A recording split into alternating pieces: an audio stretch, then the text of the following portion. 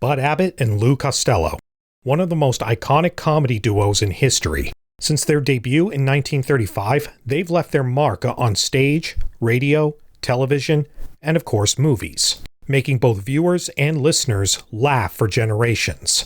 Even animation helped immortalize them, like in the famous Looney Tunes short, A Tale of Two Kitties, which also marked the debut of Tweety Bird.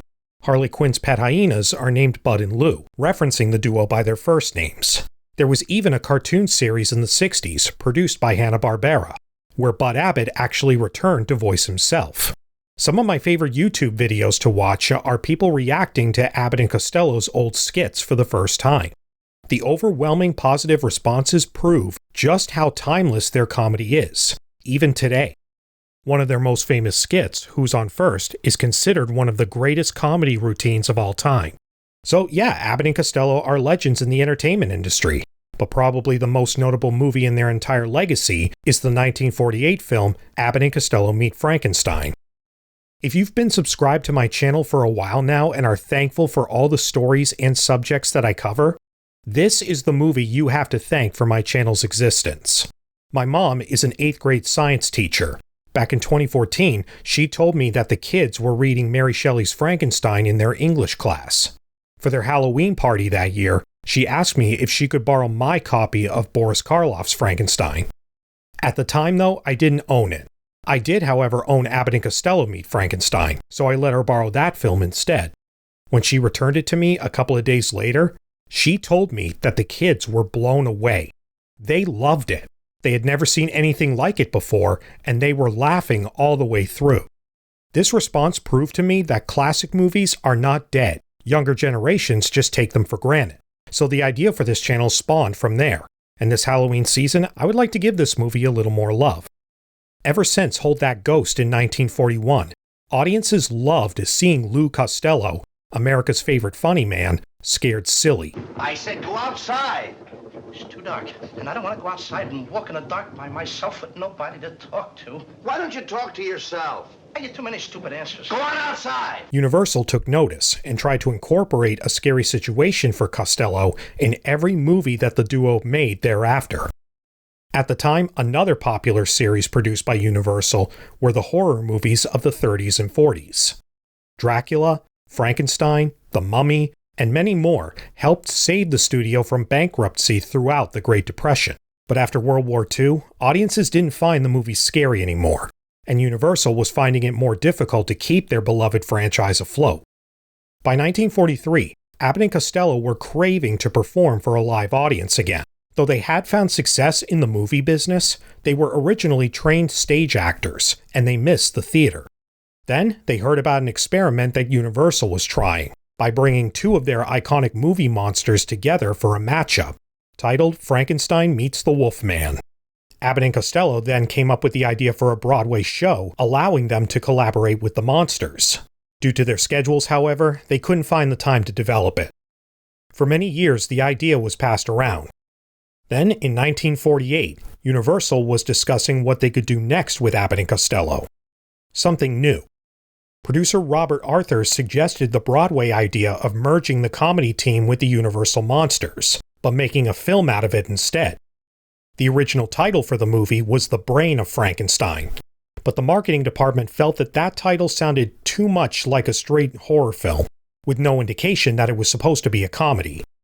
When the winning title was suggested instead, it sounded so much better, both funny and scary. But when Lou Costello first read the script for the movie, he hated it. It said that he walked right into the producer's office and famously stated, "My daughter could write something better than this." In order to convince him to do the film, Universal offered Costello a $50,000 advance in salary and also assigned director Charles Barton to the project. Barton had helmed several of Abbott and Costello's films, and they both considered him a close friend. In many ways, the duo actually felt like he was the director that understood them the best.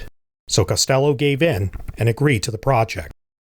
But who would play the monsters in the film? Besides the Frankenstein monster, Dracula and the Wolfman were set to appear as well.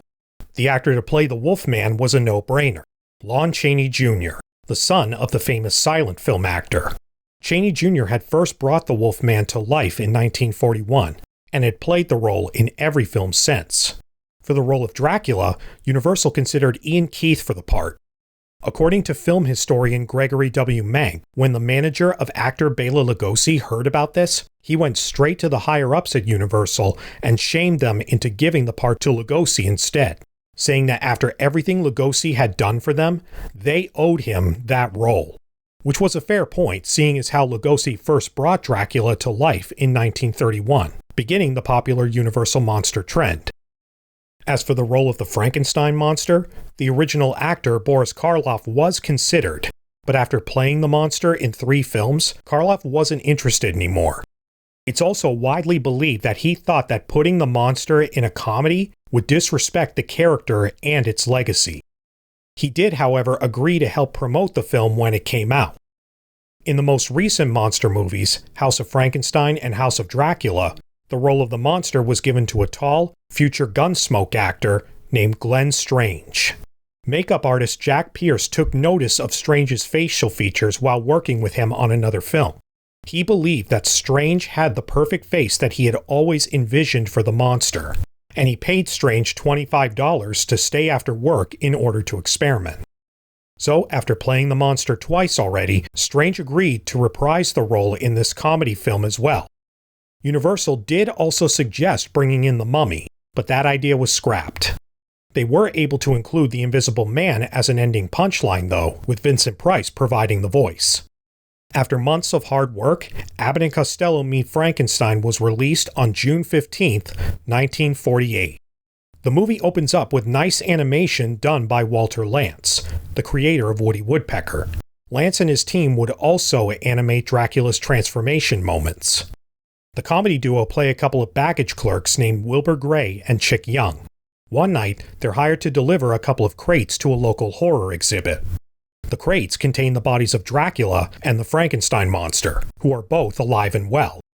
Later, Chick and Wilbur receive a visit from Lawrence Talbot, warning them about the monsters and asking for their help in destroying them once and for all.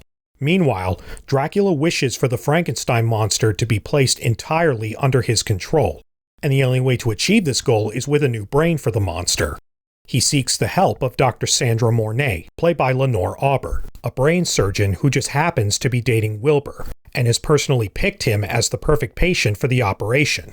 I'm not going to lie, it is fun to imagine the overall result if the operation was a success.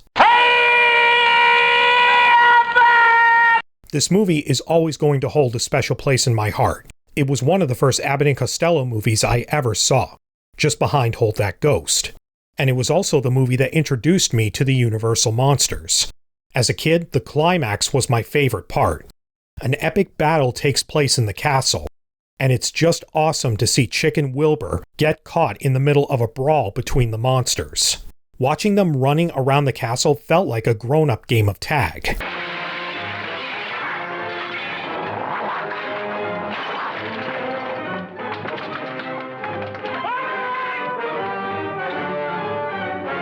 It was a lot of fun. Some have argued that this is not Abbott and Costello's funniest movie. Because they had to dedicate so much time to the horror aspect of the film, the comedy duo didn't have time to perform any of their iconic skits. Well, they have done the ugly date routine before. You got no kick coming. I'm not kicking. You had the best looking one. So what? Yours had teeth. Look, Wilbur. Yours had teeth, too. Did you see that tooth? Yes, I happened to see it. And they also recycled the moving candle gag from Hold That Ghost. But besides that, there are several movies where Abbott and Costello perform their famous routines. Go put on one of those movies if you want to see them at their classic best. After 10 years, audiences were probably growing tired of seeing the same gags over and over again. So I think the comedy in this movie was a bit refreshing to the viewers. Also, because they have to dedicate so much time to the horror scenes, every scene focusing on the comedy counts. Abbott and Costello have to bring in as many laughs as they can in these scenes to help balance out the two genres. There's even a couple of inside jokes that only hardcore fans of the comedy team would get. One of the duo's closest friends, Bobby Barber, would often make cameo appearances in their movies, as well as try to keep the production set as lively as he could. Have you seen Chick Young or Wilbur Gray? Seen them? I don't even know them. Cinemassacre's Monster Madness summed it up best when he said that a lot of the comedy in this movie is based on ignorance. For the majority of the film, Wilbur is the only one who sees the monsters, while Chick has the unfortunate timing to come in a moment too late and ends up thinking that Wilbur is nuts. He's not even convinced when Talbot backs up Wilbur's claims. But I think the filmmakers knew that the gag would run stale if they kept it in too long. So the moment when Chick finally does realize the truth, it's very satisfying, and as I said before, leads to an exciting finale. The movie received critical acclaim when it was first released, and began a slew of Abbott and Costello horror comedies to come. Abbott and Costello meet the killer Boris Karloff, Abbott and Costello meet the Invisible Man, Abbott and Costello meet Dr. Jekyll and Mr. Hyde, also starring Boris Karloff, and Abbott and Costello meet The Mummy, which was the team's final film with Universal. But Meet Frankenstein is still remembered as the most iconic installment. Both Elvis Presley and Grateful Dead guitarist Jerry Garcia have credited the movie as one of their favorite films of all time. Even filmmakers today look back on the movie with fond memories. Quentin Tarantino has said that Meet Frankenstein played a major influence on how he blends different genres together.